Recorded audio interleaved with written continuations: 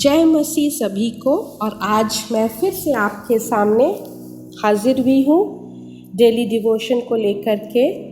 और आज मैं नया नियम से फिलिपियों की पत्री से पढ़ूंगी और वो है 4:6। वहाँ पे ऐसे लिखा हुआ है, किसी भी बात की चिंता मत करो, परंतु हर एक बात में तुम्हारे निवेदन, प्रार्थना और विनती के द्वारा धन्यवाद के साथ परमेश्वर के सम्मुख उपस्थित किए जाए। तो ये पौलुस लिखता है। और फिलिपी एक जगह है जो अभी नाम बदल गया है उस देश का, जो यूरोपियन कंट्री में पहला चर्च या आराधनालय पौलुस ने प्लांट किया था या खोला था। और वहाँ पे जब वो जाता था जब तो बहुत सारी समस्याएं थी उस गिरजाघर में। और आपस में लोग आपस में एक दूसरे पर भरोसा नहीं करते थे, एक दूसरे पर इल्ज़ाम लगाते थे। और उस गिरजाघर में ये भी देखा गया था कि बहुत फॉल्स टीचिंग हो रहा था। जो परमेश्वर का वचन है उसको तोड़ मरोड़ करके पेश किया जाता था और लोगों को बताया जाता था। तो ये सारा चीज़ जब पौलुस को पता चला तब उनके अंदर से बहुत उसको दुख हुआ। और फिर उसने चिट्ठी लिखा और उसी चिट्ठी में हम देखते हैं चैप्टर 4 में कि उन्होंने वहाँ के चर्च या वहाँ के आराधनालय के लोगों के लिए एक संदेश भेजा। और उसमें यही बोला कि किसी भी बात की चिंता मत करो, क्योंकि वो लोग बहुत चिंतित हुआ करते थे। और फिर उनको बोला, परंतु हर एक बात में तुम्हारे निवेदन, प्रार्थना और विनती, 3 चीज़ है, तुम्हारा निवेदन, प्रार्थना और विनती जो तुम करते हो वो धन्यवाद के साथ परमेश्वर के सम्मुख उपस्थित रखो। तो ये बहुत ज़रूरी है, ये हमारे लिए भी, हमारे ज़िंदगी के लिए भी बहुत ज़रूरी है। तो जब हम देखते हैं आज के युग में सबसे बड़ा जो कारण है, लोग कभी कभी जी नहीं सकते, बहुत सारे लोग आत्महत्या कर लेते हैं, बहुत सारे लोग सह नहीं पाते हैं और उनका हेल्थ इश्यूज़ हो जाता है। वो क्या कारण है? चिंता करना। और यहाँ पर पौलुस भी वही चीज़ लिखा है कि हमें चिंता नहीं करना है। चिंता परमेश्वर की तरफ से नहीं आता है, लेकिन ये हमारे जो एनिमी है, जो दूसरा स्पिरिट है या शैतान है, वो हावी होता है हमारे ज़िंदगी में। और वो हम कुछ मनुष्य के जो पर्सनालिटी है उसमें हम देखते हैं। और किसी लोगों के ज़िंदगी या घर में इतना ज़्यादा परेशानी होता है, जितना है नहीं, वो लोग परेशानी को सोच के और परेशानी कर लेते हैं, जिसकी वजह से वो लोग बहुत परेशान रहते हैं, बहुत कंफ्यूज रहते हैं, बहुत उनके कुछ भी काम करने से पहले वो 10 बार सोचते हैं। वैसे लोग को बोलते हैं वो लोग डाउटफुल रहते हैं और हमेशा उनके संदेह पूर्वक कुछ भी चीज़ लेते हैं तो संदेह करते हैं, क्योंकि उसके अंदर में चिंता खाया जाता है, उनके ज़िंदगी में चिंता खाया जाता है। और इसीलिए पौलुस कहता है कि बीमारी, चिंता भी एक बीमारी है और चिंता भी एक तरह का पाप है, क्योंकि जो कुछ भी परमेश्वर से नहीं मिलता है वो पाप का विषय हो जाता है। और ये उनके अंदर में एक खालीपन होता है, क्योंकि वो इतना ज़्यादा चिंता को अपने ज़िंदगी में जगह दे देते हैं कि अच्छा, परमेश्वर को अच्छाई, परमेश्वर को कैसे आनंदित रहना है, परमेश्वर में कैसे हमको धन्यवादित रहना है, वो सब नहीं सोच करके वो लोग क्या करते हैं, चिंता को पहला स्थान देते हैं अपने ज़िंदगी में। और इसीलिए पौलुस को पता था, और जिस तरह से पवित्र आत्मा उसके अंदर में काम करता है, तो उसमें इसलिए उसने लिखा है कि किसी भी बात की चिंता मत करो। हमें क्या करना है? निवेदन रखना है परमेश्वर के सामने, हमें प्रार्थना रखना है, हमें धन्यवाद देना है और उसके सम्मुख सब चीज़ रखना है। और पौलुस ये भी कहता है कि जितना हम चिंता करेंगे उतना ज़्यादा चिंता होगा। और हम ये कहाँ से करते हैं? अपने से। जो हमारा विल पावर है वो भी यहाँ पर काम नहीं करता है, सोचना बंद हो जाता है हमारा। हम जो अपने से निर्णय लेने वाला जो परमेश्वर हमें दिया है हर एक व्यक्ति को, वो भी कभी कभी ख़त्म हो जाता है सोचने का शक्ति। तो इसीलिए पौलुस बोलता है कि हर एक परिस्थिति में ना, यहाँ पर बहुत अच्छा से लिखा हुआ है, हर एक परिस्थिति में, चाहे वो बड़ा परिस्थिति हो चाहे वो छोटा परिस्थिति हो, सब चीज़ परमेश्वर पर क्या करना है, लाना है। और परमेश्वर के सामने हमारे लिए वो बड़ा चीज़ हो सकता है, हमारे लिए वो छोटा चीज़ हो सकता है, लेकिन परमेश्वर के सामने कुछ भी बड़ा या छोटा चीज़ नहीं है।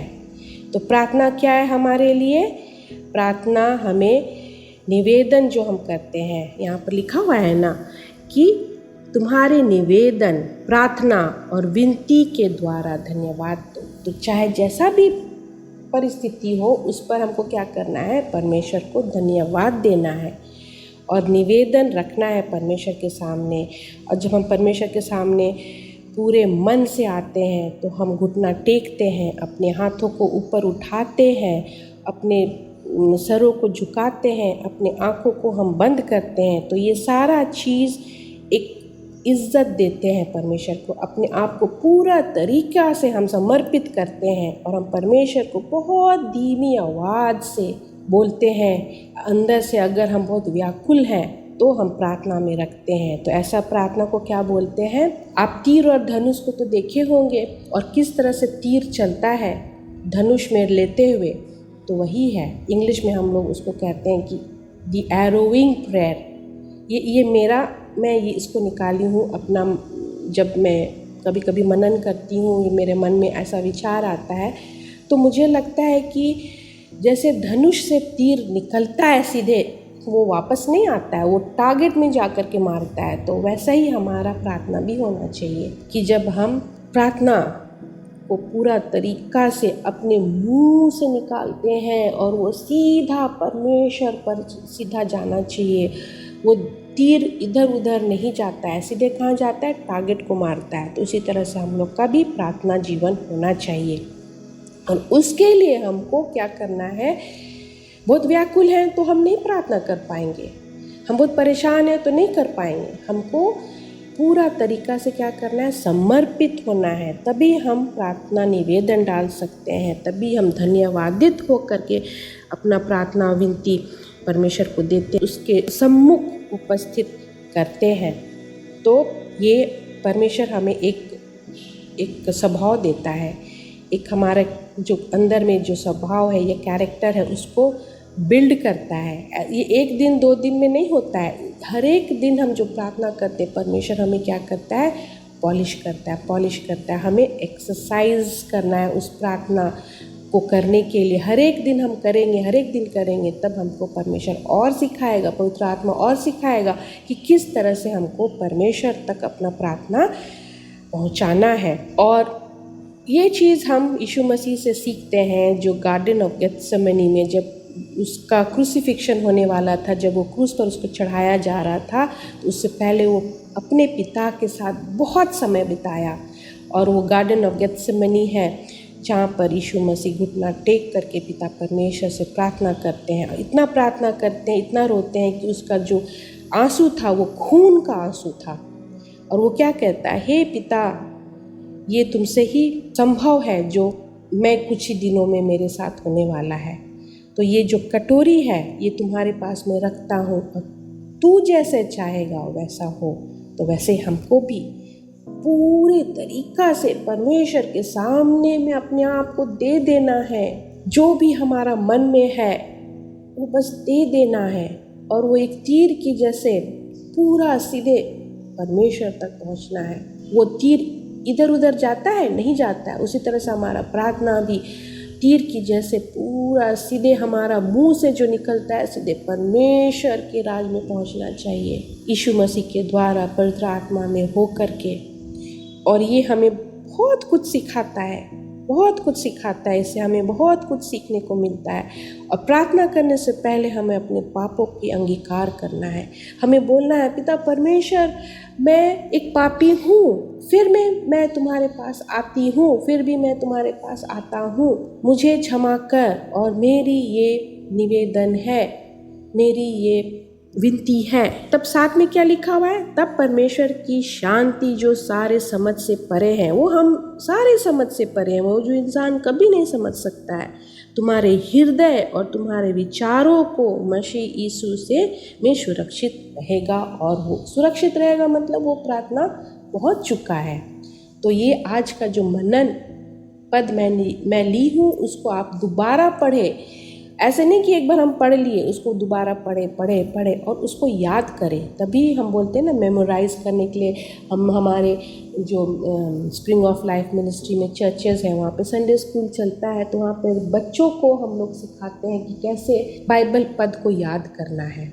और ये नहीं कि सिर्फ बच्चे का काम है, हम बड़े लोग भी, मैं अभी तक याद करती हूँ परमेश्वर का जो वर्सेस है, प्रॉमिस वर्सेस है, पद को एक बार दो बार आप याद करेंगे। स्कूल में जब हमारा परीक्षा होता है तो हम याद करते हैं, उसको हम पढ़ लेते हैं, लेकिन हम याद करते हैं ताकि जब परीक्षा में हमारा वो हमको लिखना पड़े तो वो याद हो और हम उसको लिख पाए। तो इसी तरह से परमेश्वर का वचन भी हमको क्या करना है, याद करना है, मेमोराइज करना है, और वही वचन हमको अपने हमारे ज़िंदगी में हमको क्या करेगा, आगे ले जाएगा। तो फिर से आज मैं परमेश्वर को धन्यवाद देती हूँ ये वचन के लिए। प्रार्थना करती हूँ पिता परमेश्वर से कि धन्यवाद देती हूँ कि मैं भी इससे बहुत कुछ मुझे भी सीखने को मिला है। और परमेश्वर आपके साथ हमेशा रहे। आपका जो भी प्रार्थना निवेदन है आप हमें भेजें, हम सब आप मिल कर के आपके घर, आपके परिवार, आपके कामों, आपके बच्चे, आपके स्थान, आपके घर जो भी है, हम अगर आपको कुछ बीमारी है, आपके परिवार में कोई बहुत परेशान है, हम उनके लिए अवश्य प्रार्थना करेंगे।